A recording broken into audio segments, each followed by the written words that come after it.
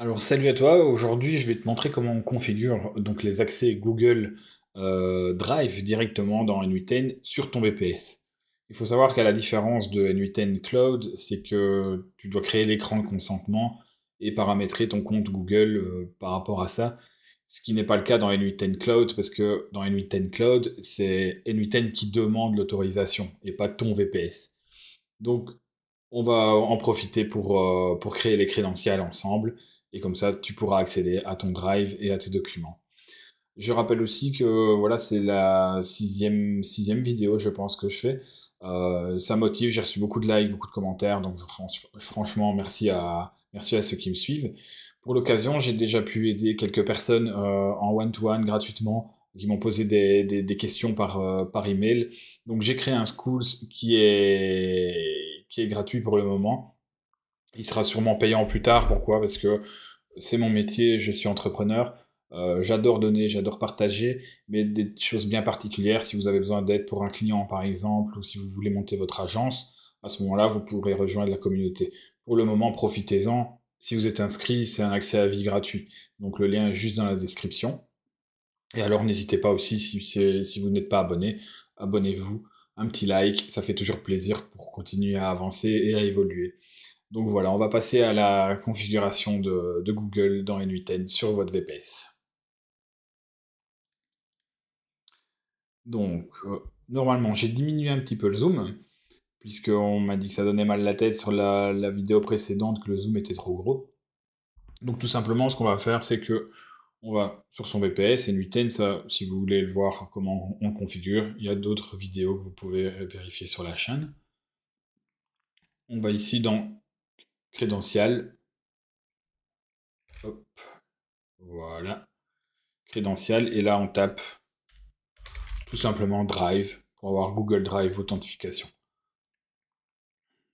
On continue.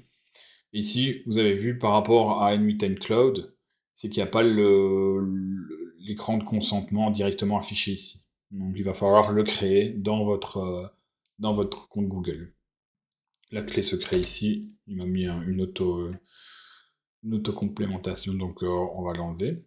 Ce qui est important ici, c'est l'écran de consentement. Donc c'est par là que l'écran de consentement va atteindre votre VPS. Donc ce qu'on fait, c'est qu'on va sur console.cloud.google.com. Moi j'ai déjà des projets créés. Si vous n'en avez pas, vous devez le créer. Il va s'afficher ici sur la page. Sinon, si vous en avez déjà, vous pouvez cliquer ici au-dessus et là faire nouveau projet. Ici, vous mettez le nom du projet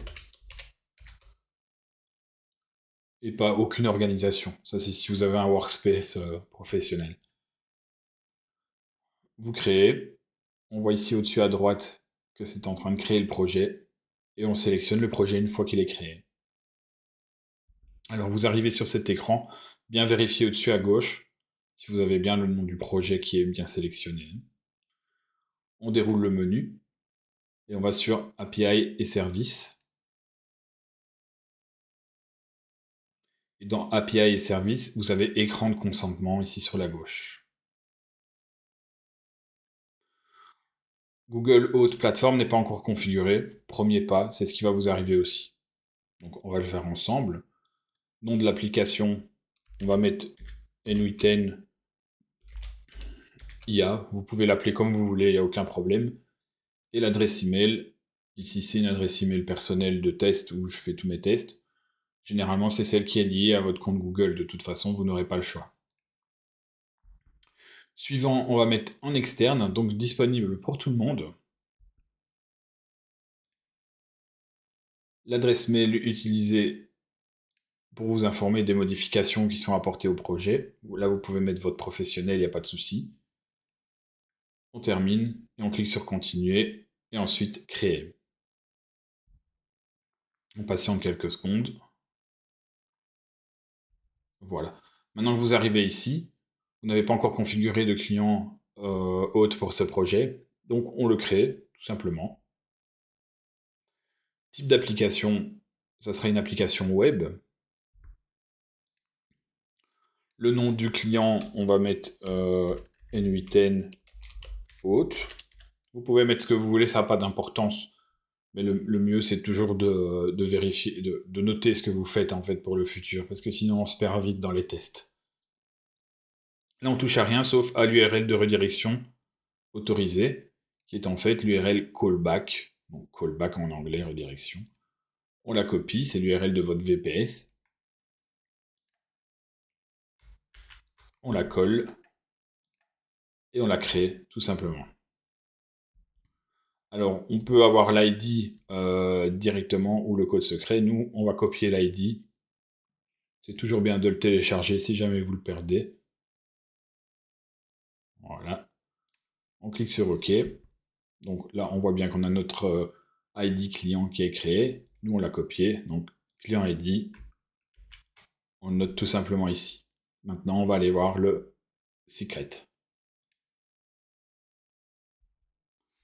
Le code secret, vous voyez, si je reviens précédemment, on clique sur le nom de votre ID client. Vous copiez le code secret que vous collez ici. Et là, automatiquement, vous avez Sign in with Google qui est apparu. Donc, ce qui permet de connecter l'écran de consentement. On sauvegarde. On clique sur Sign in. On choisit un compte Google.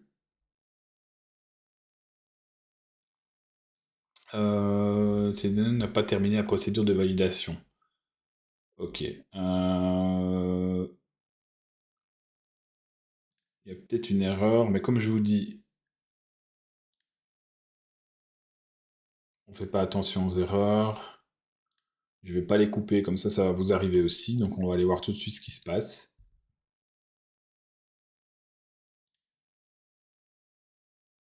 On va aller voir dans le centre de validation. Pas de validation requise.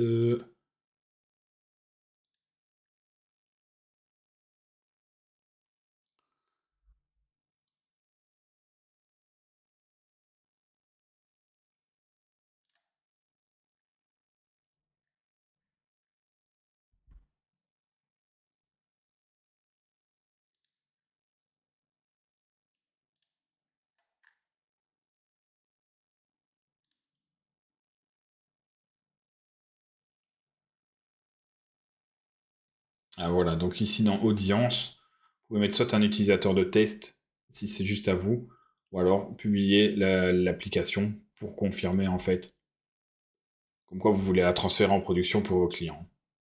Sinon, si on vient en mode de test, vous pouvez simplement mettre votre adresse email pour qu'il y ait uniquement vous qui ayez accès tout simplement à cette version. Mais bon, si vous vendez aux clients, il va falloir soit mettre en publié, mais mettre des sécurités par rapport à votre client. Et là, on va mettre comme quoi c'est en production et tout le monde peut se connecter dessus. Donc normalement, si je reviens ici, je refais ceci. Google n'a pas validé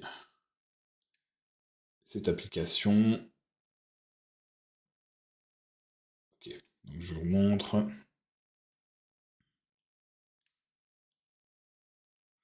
Voilà, ici, comme quoi le Google n'a pas validé cette application. L'application demande l'accès à des informations sensibles devant le code Google. Nous vous recommandons de ne pas utiliser cette application tant que le développeur ne l'aura pas soumise pour validation auprès de Google. Alors, ce qu'on peut faire, c'est cliquer sur Paramètres avancés et quand même accéder en non sécurisé. Il n'y a pas de souci. Et je vais vous montrer après qu'est-ce qu'il faut faire pour valider en fait son application. Là, on continue. On voit bien que le compte est connecté. Et là, vous avez votre Google Drive à compte 2, parce que j'en ai déjà un qui est créé. Si maintenant on crée un nouveau workflow comme ceci, avec un petit trigger, et on va lui demander d'aller récupérer tout simplement, on va lui dire on va lui demander de télécharger un document. Google Drive à compte 2, c'est celui qu'on vient de créer. On choisit la liste. Le caller n'a pas les permissions.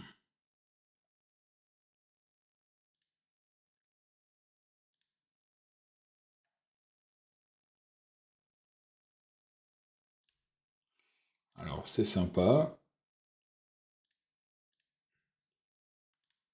Parce que dans Audience, je suis bien en externe, et disponible pour tout utiliser, ok.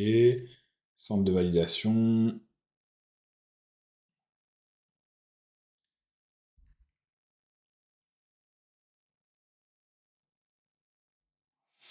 On a peut-être oublié quelque chose.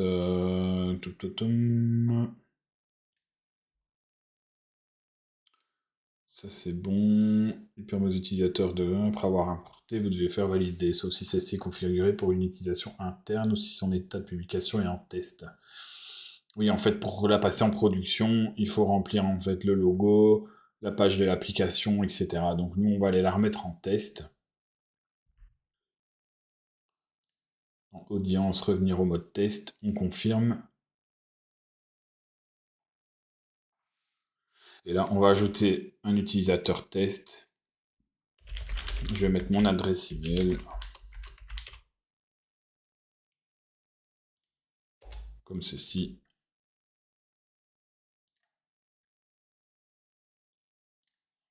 Voilà, donc si maintenant je reviens ici, je refais un Sign in with Google, je choisis l'utilisateur. Cette application n'a pas été validée. On continue puisqu'elle est en mode test. Donc là, on est bien connecté. C'est sauvegardé. On va peut-être juste recréer le nœud.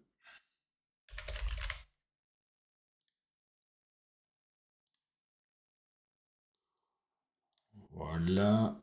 Ah ben non, qu'est-ce que c'est que ça? Alors, on va suivre le lien qu'il nous donne.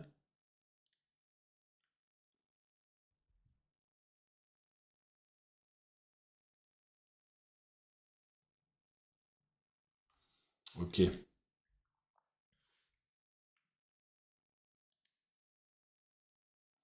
Si on n'active pas le Google Drive API, ça fonctionnera pas. Ici, c'est un compte que je n'ai pas utilisé encore pour N8N, donc c'est normal. Donc je vous mettrai dans la description. En fait, vous avez vu ce que j'ai fait. Tout simplement, j'ai suivi le lien du projet ici et j'ai activé le Google Drive API. Sinon, impossible d'avoir l'accès via les API de Google Drive si on l'active pas sur ce compte.